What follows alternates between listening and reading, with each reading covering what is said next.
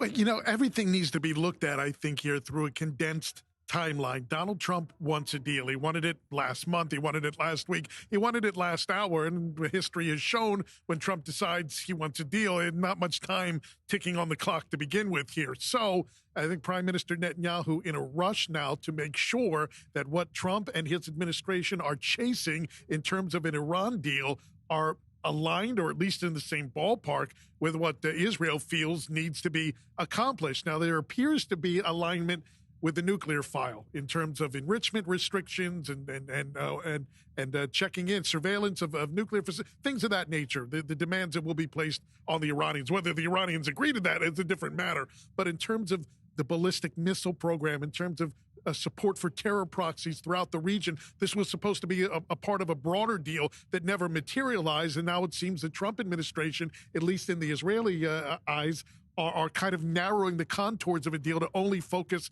on the nuclear issue. And Netanyahu and defense officials are saying, hey, there's a whole lot more at stake here. And we saw the damage that was done to Tel Aviv and Israel in the last round of fighting with Iran from those long-range ballistic missiles, which seems in some ways to be a more urgent matter than a nuclear bomb. And so right now, Netanyahu feeling some sort of urgency right now to make sure the Trump administration is aware of Iran's capabilities, make sure they're aware that it's not just a one-issue deal that needs to be put forth to the Iranians here. And of course, with Trump, again, he wants a deal done. So if he's willing to rush through, it makes it all the more urgent for Netanyahu to make his case now rather than next week when he was originally scheduled to come to Washington.